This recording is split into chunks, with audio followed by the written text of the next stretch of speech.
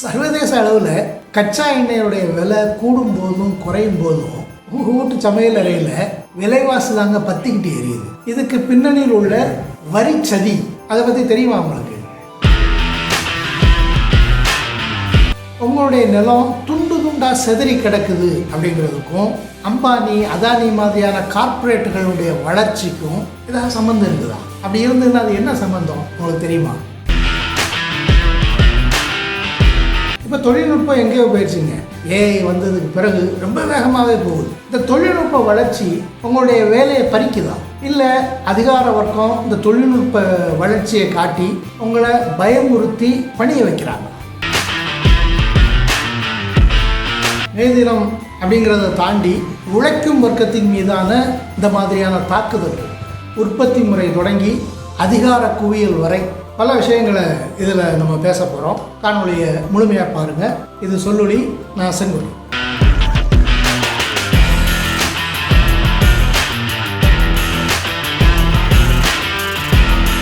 Hi, எப்படி இருக்கீங்க? நல்லா இருப்பீங்கன்னு நினைக்கிறேன். உங்கள் கையில் உள்ள கடிகாரத்தை பாருங்கள். அது வெறும்ன நேரத்தை மட்டும் காட்டலைங்க, பல லட்சம் பேரோட ரத்தத்தையும் போராட்டத்தையும் சேர்த்து காட்டுது. இன்னைக்கு நமக்கு ஒரு நாள் வேலை அப்படின்னா அது 8 மணி நேரம் அப்படிங்கிறது நமக்கு தெரியும். ஆனால் ஒரு சில நூற்றாண்டுகளுக்கு முன்னால் அந்த மாதிரிலாம் கிடையாது. அவங்க எப்போ வேலை முடிஞ்சிருச்சுன்னு சொல்கிறாங்களோ அது வரைக்கும் வேலை பார்க்கணும் அப்படிங்கிறது நிர்பந்தம். 14 மணி நேரம், 15 மணி நேரம். அப்போ அதை எதிர்த்து கடுமையாக போராடித்தான் ஒரு நாள் அப்படிங்கிறது 8 மணி நேர வேலை தான்.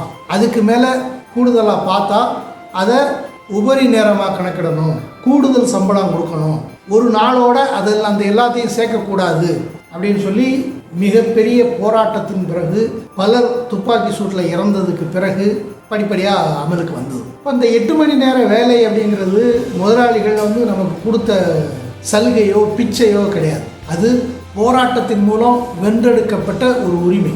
ஆனால் அந்த உரிமை இப்போ எப்படி இருக்குது? இன்றைக்கி 8 மணி நேர வேலை அப்படிங்கிறது ஏட்டளவில் தான் இருக்குது. நடைமுறையில் பல நிறுவனங்கள் இலக்கு அப்படிங்கிற பேர்லையும் நெகிழ்வுத்தன்மை அப்படிங்கிற பேர்லையும் தொழிலாளர்களை கசக்கி புழிஞ்சு 14 மணி நேரம் வரைக்கும் வேலை வாங்கலாம். குறிப்பாக இப்போ கொண்டு வரப்பட்டிருக்கிற புதிய சட்ட தொகுப்பு, தொழிலாளர்கள் குறித்த 4 புதிய சட்ட தொகுப்பு, அது 12 மணி நேர வேலை அப்படிங்கிறத சட்டபூர்வமாக அங்கீகரிக்கிறதுக்கான ஒரு வழியாக இருக்குது. இது வெறுமனே தொழிலாளர்களுடைய ஓய்வு நேரத்தை மட்டும் இல்லைங்க, அவங்களுடைய வாழ்வாதாரத்தையே சேர்த்து பறிக்குது. கிட்டத்தட்ட 141 வருஷத்துக்கு பிறகு போராடி பெற்ற அந்த உரிமையை இன்னைக்கு நம்ம படிப்படியாக இழந்துக்கிட்டு இருக்கிறோம் அப்படிங்கிறது தான் யதார்த்தமான உண்மை.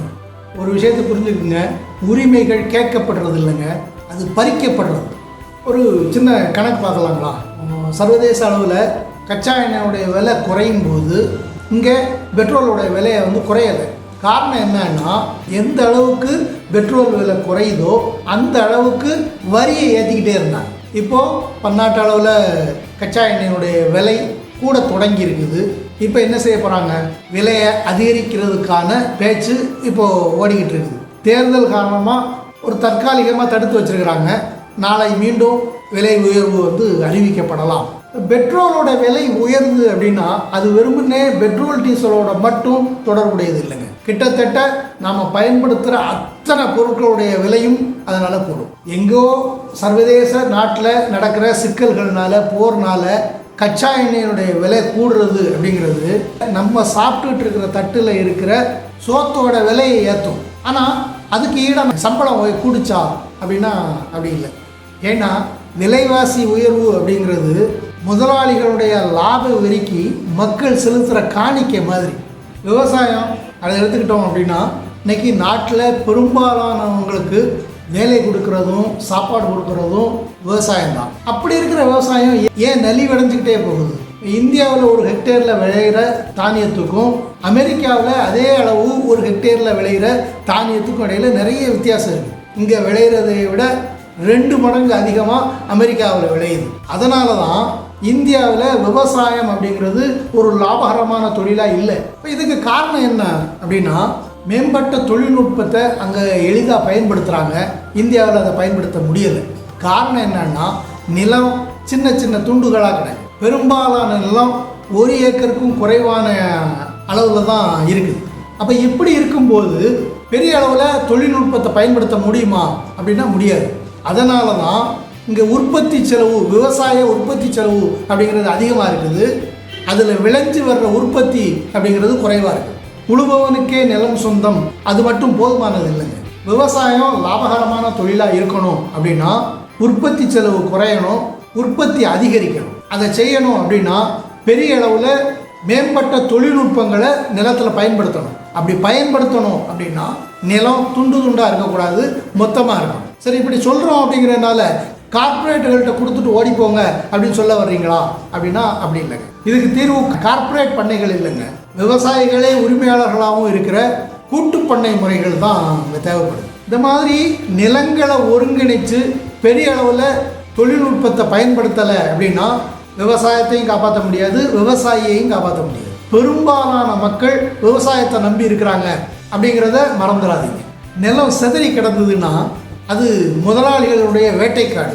அதுவே எல்லா நிலமும் சேர்ந்து உழவர் கையில், விவசாயிகள் கையில் இருந்தது அப்படின்னா அது உழைப்பவர்களுடைய கோட்டையாக. இப்போ இன்றைய காலகட்டத்தில் ஆர்டிஃபிஷியல் இன்டெலிஜென்ஸ், செயற்கை நுண்ணறிவு, அதுதான் எல்லா இடத்துலையும் மிக பரவலாக பயன்படுத்தப்படுது. ஆனால் பலரும் என்ன நினைக்கிறாங்கன்னா அது வந்ததுக்கு பிறகு நிறைய பேருக்கு வேலை பறி போயிடுச்சு, மனுஷன் செய்ய வேண்டிய வேலைகள்லாம் ஒரு நொடியில் ஒரு ப்ராம்ப்ட் செஞ்சு முடிச்சிருது அப்படி நினைக்கிறாங்க. ஆனால் ஒரு விஷயத்தை நம்ம புரிஞ்சுக்கணும். ஒரு காலத்தில் செய்தி ஊடகங்கள் அப்படின்னா அது கார்ப்பரேட் முதலாளிகள் கையில் மட்டும்தான் இருந்தது. அவங்க என்ன சொல்கிறாங்களோ அதுதான் செய்தி. ஆனால் இன்னும் நிலைக்கு அப்படி இல்லை. மீடியா அப்படிங்கிறது சோசியல் மீடியாவாக யார் வேணாலும் எந்த தகவலை வேணாலும் பரப்ப முடியும் அப்படிங்கிற நிலை இன்னைக்கு வந்துடுச்சு. அதில் பல தகவல்கள் போலியாகவும் அவதூறாகவும் இருக்குது அப்படிங்கிறது வேற ஒரு பிரச்சனை. ஆனால் பெரிய பெரிய கார்ப்பரேட் முதலாளிகள்கிட்ட மட்டுமே இருந்த அந்த கருவி இன்னைக்கு வெகு மக்கள்கிட்ட வந்து சேர்ந்துருக்கு. இதே மாதிரி தான் தொழில்நுட்பம். ஏன்னா அறிவியல்ங்கிறது தனிச்சு இயங்கக்கூடிய தன்மையில் உள்ளது அல்ல. அது எப்போதுமே யார் கையில் இருக்குதோ அவங்களுக்கு தான் அது பயன்படும். அப்போ அறிவியல்ங்கிறது இன்னைக்கு கார்ப்பரேட்டுகளுடைய கையிலே தான் இருக்குது. அவங்களுடைய தேவைக்கு, அவங்களுடைய வசதிக்கு தான் அது பயன்படும். அப்படி பயன்பட்ட அந்த விஷயங்கள் தான் சோசியல் மீடியா மாதிரி அந்த அறிவியல் தொழில்நுட்பங்கிறது இன்னைக்கு மக்கள் கையில் வந்து சேர்ந்துருக்கு. அதுதான் ஏஐ அப்படிங்கிறது. அதை நம்ம எப்படி பயன்படுத்துறது அப்படிங்கிறது தான் நமக்கு முன்னாடி இருக்கிற கேள்வி. இந்த தொழில்நுட்பம் முதலாளிகள் மட்டுமே பயன்படுத்துகிறாங்க அப்படின்னா அது சுரண்டலுக்கான கருவியாக இருக்குது. அதே நேரம் தொழிலாளர்கள், மக்கள் பயன்படுத்துகிறாங்க அப்படின்னா அது விடுதலையின் கருவியாக மாறும். இதுக்கு மாறா ஏஐ பார்த்து பயன்படுறது அப்படிங்கிறது மக்களை பின்னோக்கி இழுக்கிற மாதிரி தான். இப்போ எல்லா துறையிலையும் இன்னைக்கு உயர் தொழில்நுட்பங்கள் வந்துருச்சு அப்படிங்கிற போது அதை பயன்படுத்தி நம்ம எப்படி மேம்பாடு அடைகிறது, மக்களுக்கு சாதகமாக அதை எப்படி பயன்படுத்துறது அப்படிங்கிறதுல நமக்கு பயிற்சியும் தேர்ச்சியும் தேவைப்படும். அப்படித்தான் ஏஐ அணுகணும். அதுக்கான ஏற்பாடுகளை தான் நம்ம பண்ண வேண்டும். தெளிவாக தெரிஞ்சுக்கணுங்க. தொழில்நுட்பம் அப்படிங்கிறது எதிரி இல்லை, அது உழைக்கும் வர்க்கம் கையில் ஏந்தக்கூடிய ஒரு போர்க்கருவி மாதிரி. அதனால் இந்த மே தினத்தில் நாம் எடுக்க வேண்டிய சூழ்நிலை என்ன அப்படின்னா 12 மணி நேர வேலைக்கு எதிராக 8 மணி நேரம் அப்படிங்கிறது உழைப்பாளர்களுடைய உரிமை. அந்த உரிமையை பாதுகாப்போம். விலைவாசி உயர்வு அப்படிங்கிறது மக்கள் மேலே திட்டமிட்டு திணிக்கப்படுற மறைமுக வரி.